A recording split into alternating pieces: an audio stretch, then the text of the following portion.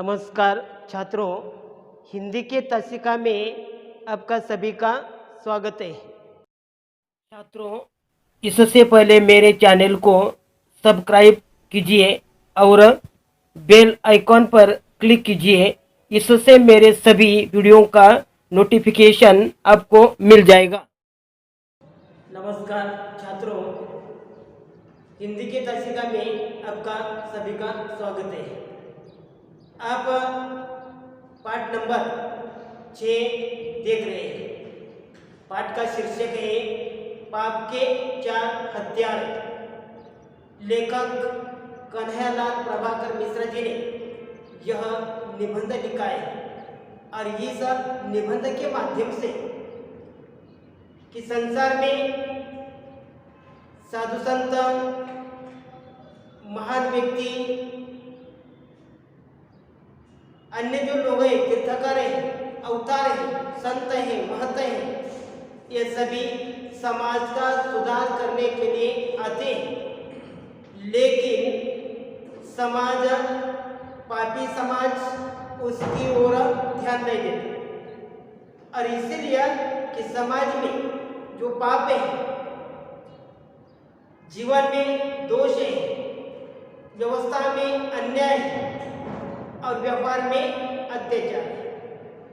और इसी कारण से कि इनके सभी जो हथियार हैं, पाप में जो पाप समाज में पाप है और यह पाप के 4 हथियार हैं। पहला हथियार है उपेक्षा, दूसरा है निंदा, तीसरा है हत्या और 4 नंबर का जो हथियार है श्रद्धा। इन 4 हथियारों के माध्यम से यह समाज में पाप अपना कार्य करता है और इसमें से ये 3 आपने देखे और बाद में आज के तासिका में यह श्रद्धा क्या है, यह श्रद्धा के बारे में पाप का 4 नंबर का जो हथियार है श्रद्धा है कि लोगों के मन में श्रद्धा है और इस श्रद्धा के कारण कि यह समाज के जड़ों तक यह जाकर बैठे हैं और इसलिए लोगों के मन से यह श्रद्धा नहीं निकल सकती और इसलिए श्रद्धा के कारण समाज में जो अन्याय, अत्याचार है, ये सभी घटना घटित हो जाती है और उसी समय यहाँ श्रद्धा के बारे में इस निबंध में लेखक ने बताया है कि पाप का अवतार है, सुधारक का सत्य, हत्या के इस घर्षण से प्रचंड हो उठता है कि सुधारक समाज के सुधार करने के लिए आता है और सुधारक का सत्य का जो हत्यार है के इस घर्षण से प्रचंड हो उठता है। शहादत उसे ऐसी धार देती है, शहादत यानी शहीद होने वाले कि उनके ऐसी धार देती है कि सुधारक के जीवन में उसे जो शक्ति प्राप्त न थी अब वह हो जाती है। सूर्य का ताप और प्रकाश उसमें समा जाता है कि उसी शक्ति में सूर्य का ताप और प्रकाश उसमें समा जाता है। बिजलियों की कड़क और तूफानों का वेग भी उसी के सामने जो कांपता उठता है और उसका यह देखने के बाद बिजलियां और तूफानों का वेग और सूर्य का ताप और प्रकाश का जो उसमें समा जाता है और उसी समय पाप यह कांपता और वो अब उसे लगता कांपता है और अब उसे लगता है कि इस वेग में वह पिस जाएगा, कि इस वेग में यह पाप को लगता है कि हम यह पिस जाएगा, बिखर जाएगा। तब पाप अपना ब्रह्मास्त्र यानी जो पुराण के अनुसार एक प्रकार का अस्त्र है जो मंत्र द्वारा चलाया जाता है यह ब्रह्मास्त्र है।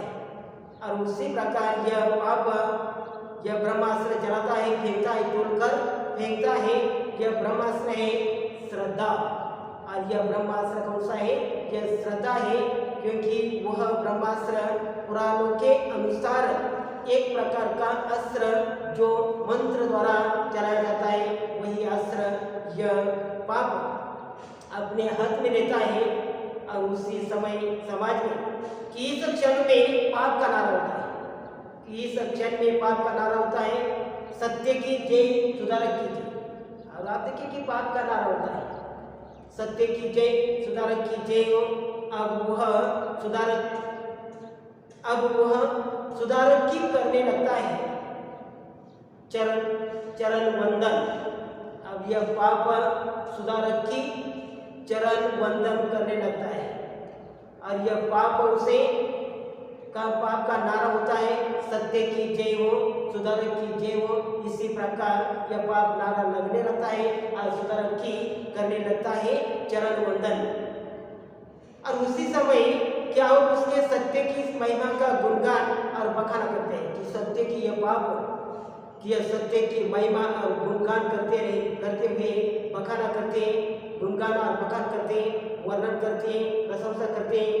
और उसी प्रकार यह सत्य की जब पाप का उठता है और उसी समय यह पाप अपना ब्रह्मास्त्र चलाता है, लेकिन इसी क्षणों में पाप का नारा होता है सत्य की जय, सुधारक की जय।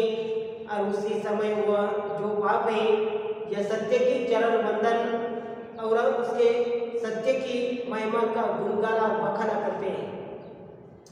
सुधारक होता है करुणशील। यहाँ तक कि समाज में जो सुधार करने के लिए आने वाले जो सुधारक होते हैं वह सुधारक करुणशील होते हैं, करुणशील यानी दयालु होते हैं। और उसके सत्य सरल विश्वासी, उसका जो सत्य है यह सरल विश्वासी वह पहले चौंकता है। यह उसे प्रशंसा करने के बाद यह पाप उसकी चरण वंदन करता है, उसका गुणगान गाते हैं, उसका बखान करते हैं। और उसी समय सुधारक होते हैं उसका ये रूप देखकर कि यह सुधारक करुणशील बनते हैं और उसका सत्य सरल विश्वासी होता है कि उसका जो सत्य है यह सरल विश्वासी होता है। वह पहले चौंकता है और चौंकने के बाद फिर कोमल पड़ जाता है। पहले चौंकता है, आश्चर्यचकित हो जाता है और बाद में कोमल पड़ जाता है और तब उसका वेग बन जाता है। और बाद में उसका वेग बंद हो जाता है शांत और वातावरण में छा जाती है सुकुमारता। शांत और वातावरण में छा जाती है सुकुमारता। पाप अभी तक सुधारक और सत्य को जो स्रोत पड़ता है, यह पाप अभी तक यह सुधारक और सत्य के जो स्तोत्र पढ़ता जा रहा था, गुणगान गाता जा रहा, स्तोत्र गाता है, गुणगान गाता है, उसकी प्रशंसा करता है, उनका करता है यूं उपसंहार, उनका करता है यूं उपसंहार यानी जो सार निष्कर्ष निकलते हैं। सुधारक महान है वो लोकोत्तर है, सुधारक को प्रशंसा करते, सुधारक महान है वो लोकोत्तर है। लोकोत्तर यानी सामान्य लोगों से ऊपर, सामान्य लोगों से ऊपर यह लोकोत्तर है। और उसी प्रकार उसकी प्रशंसा करते हैं, उसकी गुणगान करते हैं, उसके चरण वंदन लेते हैं। और उसी प्रकार सुधारक और बताते हैं कि सुधारक महान है वह लोकोत्तर है, मानव नहीं वह तो भगवान है। कि उसी प्रकार यह पाप उसकी प्रशंसा करते हैं, यह मानव नहीं है, यह भगवान है, तीर्थकार है, अवतार है, और जो पैगंबर है, संत है, उनकी वाणी में जो सत्य है वह स्वर्ग का अमृत है। कि इसी प्रकार सुधारक के वाणी में जो सत्य है वह क्या है, स्वर्ग का अमृत है, वह हमारा वंदनीय है। कि उसी प्रकार यह पाप सुधारक की प्रशंसा करते हैं और सुधारक की प्रशंसा करने के बाद कि उसी समय वो कहते हैं कि वह हमारे वंदनीय है, स्मरणीय है। पर हम पृथ्वी के साधारण मनुष्य के लिए वैसा बनना असंभव है, पर हम यह पृथ्वी के साधारण मनुष्य है और सत्य के जैसा, सुधारक के जैसा वैसा बनना कि असंभव है। उस सत्य को जीवन में उतारना हमारा आदर्श है। कि उस सत्य को हमारे जीवन में उतारना हमारा आदर्श है। पर आदर्श को कब कहाँ कौन पा सकता है, इस आदर्श को कौन, पर आदर्श को कब कहाँ कौन पा सकता है। और उसके बाद उसका नारा ही नारा हो जाता है। और उसके बाद उसका नारा हो जाता है महाप्रभु। नारा क्या है, महाप्रभु सुधारक वंदनीय। फिर से उसकी प्रशंसा की, महाप्रभु तुम प्रभु नहीं, महान प्रभु ही, और इसलिए महाप्रभु सुधारक वंदनीय है। महाप्रभु सुधारक वंदनीय है। उसका सत्य महान है। कि उसका सत्य है, सत्य महान है, वह लोकोत्तर है। लोकोत्तर है, सामान्य लोगों से ऊपर, वह लोकोत्तर है। और उसी प्रकार उसकी प्रशंसा की जाती है। यह नारा ऊंचा उठा रहता है। कि उसका यह नारा है, नारा कौन सा है, कि नारा हो जाता है महान प्रभु, महाप्रभु सुधारक वंदनीय है, उसका सत्य महान है, वह लोकोत्तर है। यह नारा ऊंचा उठा रहता है। अधिक से अधिक दूर तक उसकी गूंज फैलती है। अधिक से अधिक दूर तक उसका आवाज फैल जाता है, गूंज फैलती रहती है। लोग उसमें शामिल होते हैं। कि लोग वही नारे में शामिल होते हैं, वही आवाज में शामिल होते रहते हैं। पर अब सबका ध्यान सुधारक में नहीं, सबका ध्यान सुधारक में नहीं है। उसकी लोकोत्तरता में समय रहता है। पर अब उस सबका ध्यान सुधारक में नहीं है। ध्यान किधर है, पर उसकी लोकोत्तर में समय रहता है, सुधारक के सत्य में नहीं। उसके सूक्ष्म से सूक्ष्म अर्थों और फलितार्थों के करने में जुटा रहते हैं। सूक्ष्म से सूक्ष्म अर्थों और फलितार्थों के करने में जुटा रहते हैं। फलितार्थ यानी सारांश, तात्पर्य, ये लोग जो जुटा रहते हैं, आप सुधारक के बने लगते हैं। कि आप सुधारक के बनने लगते हैं। स्मारक और मंदिर और उसके सत्य के ग्रंथ और भाष्य, कि उस नारा हो जाता है, नारे में सभी शामिल हो जाते हैं। नारे की जो गूंज है दूर दूर तक फैल जाती है। लेकिन उसी समय अब उसका ध्यान सुधारक की ओर नहीं है, उसकी लोकोत्तर में समय रहता है। लोकोत्तर यानी सामान्य लोगों से ऊपर उसका जो कार्य है, वही कार्य की ओर लोगों का ध्यान होता है। सुधारक के सत्य में नहीं, उसके सूक्ष्म से सूक्ष्म अर्थों और फलितार्थों में लोगों का ध्यान, लोग जुटे रहते हैं, जुट जाते हैं। आप सुधारक के बनने लगते हैं। अब सुधारक के बनने लगते हैं। यह स्मारक और मंदिर और उसके सत्य के ग्रंथ और भाष्य, क्या अभी भी आप देखें कि हर गली में, हर मोहल्ले में यह सुधारक के जो पुतले खड़े कर दिए जाते हैं, लेकिन उसका कोई जो अनुकरण नहीं करता। कि उसके जो पुतले लगाए जाते हैं, यह पुतलों के अनुसार व्यक्ति अनुकरण नहीं करता। केवल उसके स्मारक बनते हैं, मंदिर बनते हैं, सत्य के जो ग्रंथ और भाष्य, बस यही सुधारक है, सुधारक और उसके सत्य की पराजय पूरी तरह हो जाता है।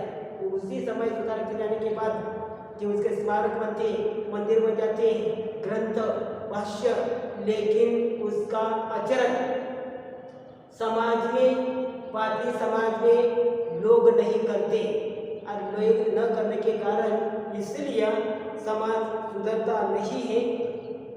और बस यही सुधारक और उसके सत्य की पराजय पूरी तरह हो जाती है और उसी समय यह सत्य की पराजय पूरी तरह से हो जाती है। पाप का यह ब्रह्मास्त्र अतीत में अजय रहा है, अतीत यानी भूतकाल कि पाप का यह ब्रह्मास्त्र है कि अतीत में अजय रहा है, अजय यानी जिसे जीता न जा सके, अजय कि आज तक उसको किसी ने जीता नहीं, ऐसा यह अजय, यह ब्रह्मास्त्र हो गया है। यह अतीत में अजय रहा है और वर्तमान में भी अजय है, भूतकाल में भी अजय है और वर्तमान काल में भी अजय है। कौन कह सकता है कि भविष्य में, कौन कह सकता है कि भविष्य में कभी कोई उसकी अजयता को खंडित कर सकेगा? ऐसा